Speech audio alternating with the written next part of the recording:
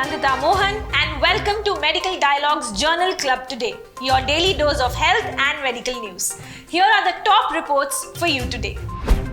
TMT has role in diagnosing coronary microvascular disease, a JACC study has recently stated. Ibuprofen considered safe for use in children with G6PD deficiency, a new study has stated. Excessive weight gain during pregnancy not associated with gestational diabetes risk. Steroid nasal sprays may help improve outcomes in severe COVID-19 disease. Laxatives improve hyperkalemia in CKD patients but not in dialysis patients. TMT is a very common test carried out these days, meaning treadmill testing. It was previously been included in various pathological investigations pertaining to heart conditions, but it has recently been confirmed that TMT has a major role in diagnosing coronary microvascular disease.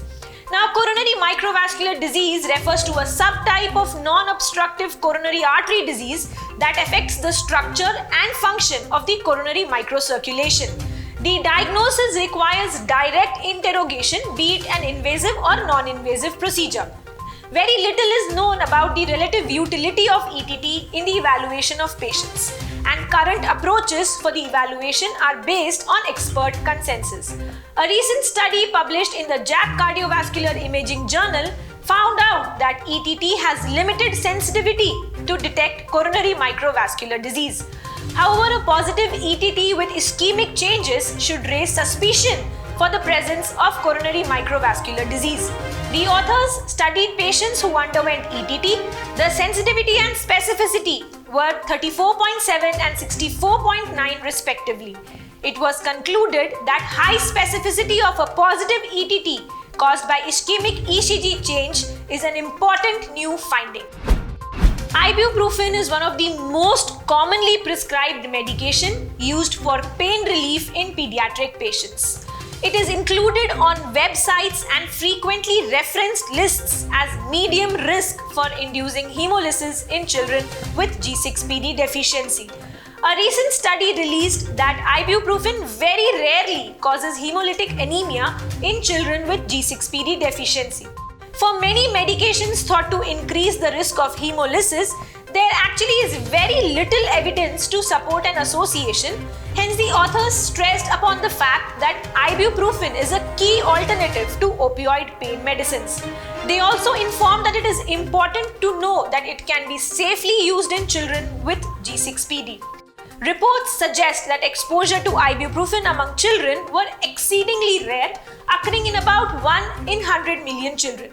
They suggested that ibuprofen is a safe therapeutic option for pain relief in children with G6PD deficiency. Excessive weight gain during pregnancy is a serious issue with women nowadays, in spite of knowing the fact that it is bound to happen. Excessive weight gain is known to increase the risk of complications during pregnancy, such as preeclampsia. However, a direct association between excessive gestational weight gain, as now we call it as GWG, and gestational diabetes mellitus remains unclear. Journal of Diabetes Investigation has included a study recently which stated excessive gestational weight gain prior to gestational diabetes screening does not increase the risk of gestational diabetes development. The study found that the amount of weight gain in the first trimester and before gestational diabetes screening did not change the risk of gestational diabetes. Furthermore, women with gestational diabetes were found to have less weight gain in the second trimester following the screening.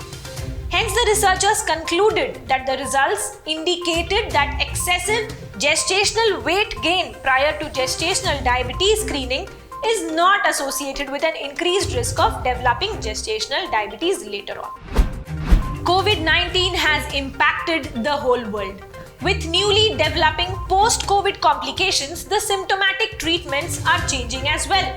Healthcare professionals are working day in and day out to release preventive measures. One thing that has come into play is the action in the use of intranasal corticosteroids.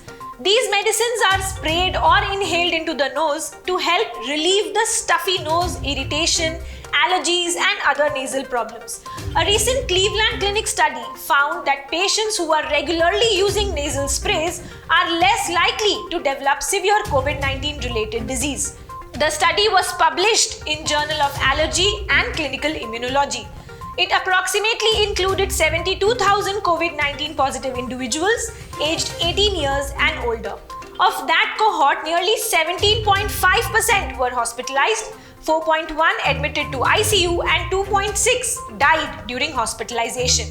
Only a close group of 10,000 patients, approximating 14.1%, used nasal spray prior to COVID-19 infection. The theory was that intranasal corticosteroids decreased the protein receptor ACE2, allowing the SARS-CoV-2 virus to enter and spread the disease. Thus, it can be hypothesized that by suppressing the viral load and receptor expression in the nose, intranasal corticosteroids use can be effective against severe disease. Chronic kidney disease, often abbreviated as CKD health condition, causes an increase in serum potassium levels. This is associated with decreased renal iron excretion.